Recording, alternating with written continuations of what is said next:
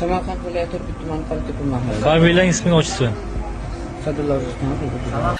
Salom hammaga, Ilmurod Fayziyev kanaliga xush kelibsizlar. Do'stlar, ayol bo'lishga harakat qiladigan odamlar, ya'ni juda ham ko'payib ketgan hozirgi zamonda.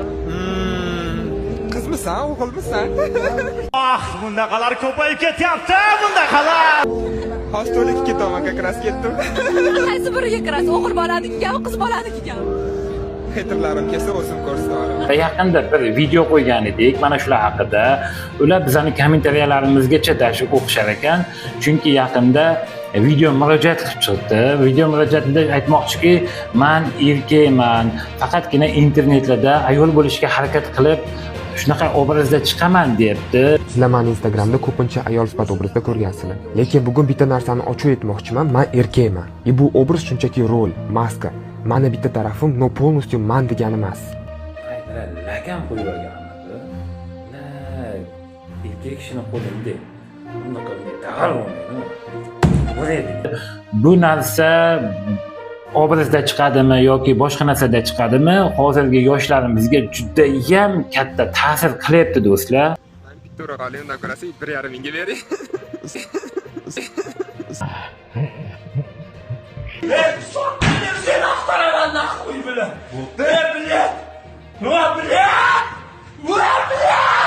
Mana shu Jasmine Trans internetda juda ham ko'p videolar qo'yib, juda ham buzuq videolar qo'yardi. Ko'proq og'zi shalaq, har xil yomon videolar, yomon so'zlar gapirardi.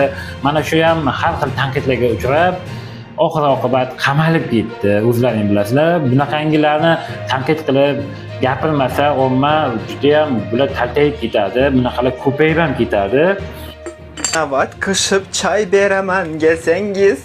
Turkiyada bir paytlar mana shunaqangi trans bor edi.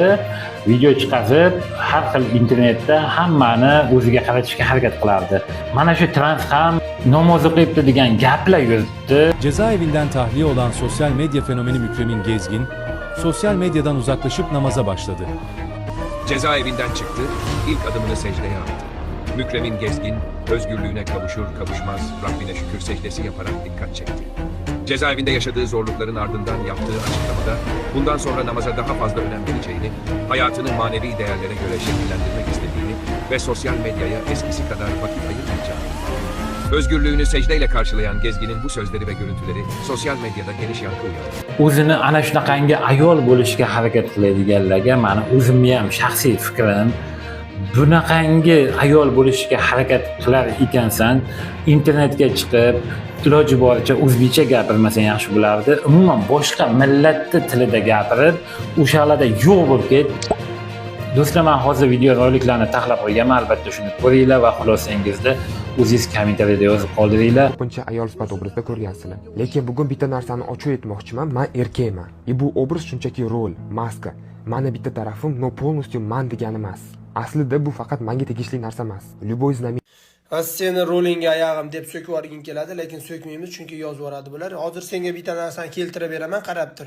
Sen aytyapsan, bu meni ayollik xislatim, bu meni rolim. Hayotda вообще erkak odamman, hayotda umuman boshqa odamman. Prosta ayol sifat bo'lib yurishim, bu meni ayollarga o'xshab yurishim, ayollarga o'xshab kiyinishim, ayollarga o'xshab gapirishim, bu meni rolim debsan. Xo'p, seni roling ekan bu. Lekin o'sib kelayotgan yoshlar, senga havas qilayotgan yoshlar, ular seni rolingligini bilmaydi. Tushundingmi? Senga salkam 100 mingga yaqin obunaching bor ekan, 100 mingga yaqin odam senga podpisatsiya qilgan, значит seni kuzatyapti. Ularning ichida maktabni bitirmagan, voyaga yetmagan bolalar bor. To'g'rimi? Ular ham senga ko'mer degan narsa bo'ladi-da, seni masalan ayol sifat bo'lib, chista ayol bo'lib yurganingni ko'rishyapti Instagramda. Chunki hayotda ko'ra olmayapti ular. Seni faqat ijodda ko'ryapti. Ha, demak ayol bo'lib yursa bo'lar ekan deb senga taqlid qilib, senga o'xshashga harakat qilayotganlar bo'ladimi yoki bo'lmaydimi? Shu savolimga javob ber. Ikkinchi, seni mana shu yurishingga ota-onang, bolam to'xta, nimaga unaqa qilyapsan? Unaqa qilma, bu to'g'ri yo'nalish emas deb aytganmi yoki aytmaganmi? Mana shu savolga javob bergin. Hozir sen ayol bo'lib, chista ayol bo'lib Instagramga chiqyapsan, to'g'ri hayotda erkakman deyapsan, lekin o'sha ayol kishi bo'lganing uchun senga odamlar podpiska tashlayapti, like bosyapti, chunki senga havas qilishyapti ular, tushundingmi? Hozir sen ma'lum miqdorda yoshlarni ko'zini ochyapsan. Sen har kuni video qo'yib boryapsan, uni yoshlar ko'rib boryapti-da, ko'zi pishib ketadi. Tushundingmi? Ko'zi ochilib ketadi. Palonchi yuribdi, biz ham yursak bo'lar ekan deydi. Oxir oddiy misol keltiraman. O'tgan yozda kimdir viloyatdan Toshkentga peshkom keluvdi. Ko'rgan bo'lsangiz, yosh maktabni bitirmagan 6-7 sinf bolalar viloyatdan Toshkentga peshkom yo'lga chiqishvardi. Ko'rgan bo'lsangiz, ota-onalar qaytarib olib ketdi. Xuddi ana shunday yoshlar u narsani anglab yetmaydi. Bu rostdan ham hayotda shunaqa ekan deb o'ylaydi. Hayotda qanaqasan bilmayman, menga qiziq ham emas, lekin 100 mingta obunaching bor ekan, bu narsani to'g'rilab, o'zing to'g'ri yo'lga kelishing kerak.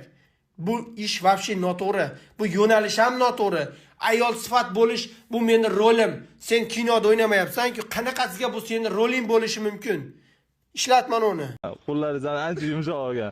Qo'ldan o'shagandan keyin men qilindi. Numanga podarka kelgan, no 1,5. 1,5 mingga yaxshi qimmat. O'zi $700 bermoqchiman. 700. Chindanmi siz undan ko'rasizman? Kamga beraveraman. Uka, endi jigarim bizni o'g'il bolalar bilan savdalashganimizda mana shu qimmat narxga yetorganda bitta urib qolamiz-da. O'shanga sal chiroyliroq narx qilib bersangiz yaxshi bo'lardi. Men bitta ura qolay, undan ko'rasiz 1,5 mingga bering. Siz yozib olmaysizmi keyin? Yo'q, men yozadiganlardan emasman, mujik. Qarang, siz o'zi hech bolalar bilan sevishganmisiz? Tushundimisiz? Faqat qizlar, dolka qizlar. Yo'q, men o'zi ismingiz nima sizni? Go'zalmi, asalmi? Asalika. Hop, necha pul qilib berasiz buni? Sal kelishtirib bermasangiz bo'lmaydi, xafalashib qolamiz-da. Bo'pti, 1499. Voy, kulishlaringiz-a sizni. Kulishlaringiz-a. Yo'q, lekin vahsha qimmat so'rayapsiz-a. Qashqiz 700 bo'lmaydi. Qani bitta qo'lingizni ko'rsam bo'ladimi? Voy, qo'llaringiz yumshoqligini qarang. Uyalib ketargansiz. Sal kelishtirib. Hop, kelishtirib bering. Men sizga $800 beraman deyapman. 16 Pro 1 teralik uchun shunaqa narxlayapman.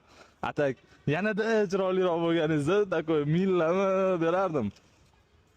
Gapiring. Endi o'sha gap topolmayman. Toshkentda bilaman, bir 3 million aholi qiz bola bo'ladigan bo'lsa, 3 milliondan ichida bittasisiz. No takoy, yani qizlarni orqada qoldiradigan demoqchiman. O'zingizdan bilsangiz kerak, takoy gulli keladi, bu ko'rib turamiz. Shunchalik yoqtirib qolibsiz. Qanday qimmatroq aka? Yo'q. Nech pul bo'ladiganini ayting lekin. 1400. Azizcha hayajonlantirib qo'yasiz. Sal kun kechroq bo'lganda siz bilan boshqacha gaplashardi. Prosta atrofimizda uzoq turibman, desangiz aqlab turibman. Sal kelishtirib bermasangiz bo'lmaydi. 1400. Yo'q, menga qarang. Men sizga $900 beraman-da. Telefoningizni olib keting. Nimadir xizmatlar kerak bo'ladigan bo'lsa, 18+ tumanman. Nimadir xizmatlar kerak bo'ladigan bo'lsa, hal qilamiz. Ato, men hammani uyiga boraman, rozi qilib olib ketaman telefonini. O'zi ko'rib bilgandirsiz, telefonni qilyapsiz. Meni qiling. $900 zo'r narx bo'lyapti. Da, sizniki emas, meniki emas. Men. Yo'q, 900, men 5 oling chiqani. Men 5 oling, $900 beraman. Qo'llaringiz ancha yumshoq olgan. Qo'ldan o'shagandan keyin men qilindi. Yo'q, $900 beraman. 900 ga rozi bo'lsangiz olaman. Rozimisiz? Mana ber. Hop, kim? Voy, men siz bilan endi sal chetroqda gaplashamiz deb bo'lmaydi. Rozimisizmi? Pulini bering. Nimaga kelgandim? Stomatologiyaga kiruvchi. Ya mana qarasa-da qaranglar. Tishim hammasi joyida, normalda. No, хорошо, нормально, hammasi joyida. Hech kimda ayb yo'q, bitta u odamda ham ayb yo'q-da, misol uchun nima deydi, o'sha stomatologda. Snim qildirib kelgandim. Keyin tishimni ko'rib uni udalit qilish kerak, buni udalit qilish kerak, tepadagini udalit qilish kerak deyapti. Keyin plombani alishtirib bo'lmaydi deydi. Bittasini alishtirmasa kerak, alishtirar ekan, lekin nima qila olmas ekan, nima deydi? Garantiya yo'q ekan. Ikkinchisini alishtiraman deydi. Как будто yo'q. Meni tishim butunlay udalit tashlashga как будто shunaqa deb his qilyapman-da. Ya короче, keyin diska chiqarib berishgan, o'sha rengen diskni chiqarib beringlar deb jahl qilib chiqib ketaversam, nimaga jahl qildim bilmayman, lekin menga как будто tishing hech qaysi yaxshi emas, вообще udalit tashlash kerak degandek tuyulyapti-da. O'shanga bilmadim. O'shanga hozirlik his qilib ko'rsatinglar. Tishim hammasi joyida-ku mana.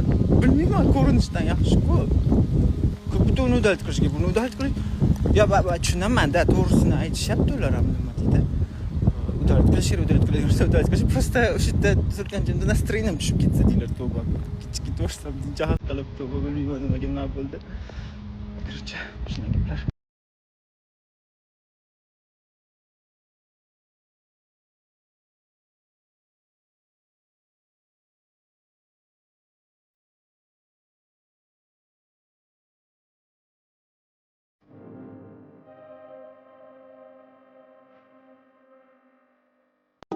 Nahotda endi bu.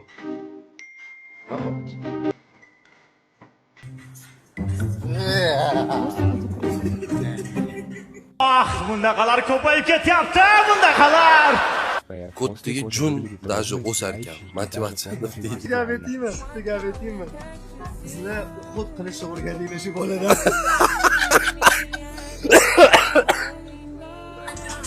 Sizlar konkurent bilan qiynalmayapsizlarmi? Yangisini zakaz qilganman.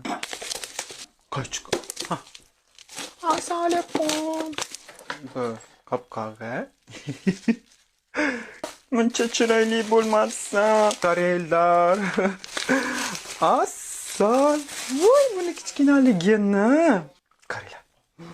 Go'zallik. Avat qishib choy beraman gelsangiz. Yuragimdan joy beraman gelsangiz. Cho'nagim chiroyli bo'lgan bo'lsa, like bosib qo'yinglar.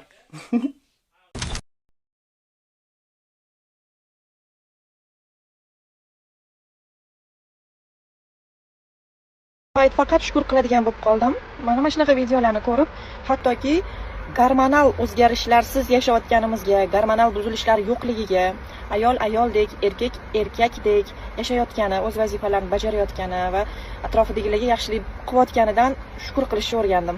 Sezyapsizlarmi, oxirgi yilda bu narsalar normallashib boryapti. Oldin taxminan 4-5 yil oldin shunaqa odamlar chiqsa, chekkaga olib urib momatoloq qilib tashishardi. Buni ham eshitardik. Farzandlarimiz bor, imkon qadar bularni xatolarsiz tarbiya qilishga harakat qilishimiz kerak. Ba'zi ota-onalarimiz o'g'il farzandlarini sochini bo'yaganlarini ko'rdim. Ba'zida ota-onalarimiz o'g'il bola farzandlarini sochlarini jingali qilayotganini ko'rdim. Qilayotgan har bir ishlaringiz farzandingiz jinsiga loyiq bo'lishi kerak. Masalan, soch bo'yalishi, tirnoqlar pedikyur, manikyur qilinishi bu o'g'il bolalar uchun menimcha norma emas. Bu narsalarni yoshlikdan norma deb o'sayotgan bolalarda keyinchalik bu narsalarga to'g'ri qarash, undan ham oshiqroq, undan ham dahshatliroq harakatlarni amalga oshirish kuzatilishi mumkin. Shu sabab har bitta harakatlarni amalga oshirayotganingizda avvalo ota-onalar e'tiborli bo'linglar. Ya'ni gendan tashqari, gormonal buzilishlardan tashqari bolalarning tarbiyasiga ham qattiqroq ahamiyat beraylik, toki u bolalar katta bo'lgandan keyin o'zini yo'nalishida o'g'il bola erkakdek tarbiyalansin, qizlar esa qizlarga xos latofat bilan katta bo'lsin. Bu videoni farzand tarbiyalayotgan hamma ota-onalarga yuborib. Mana shu joyda videoda xayrlashamiz do'stlar. Sog' bo'linglar, salomat bo'linglar. Yanagi videolarda ko'rishguncha xayr.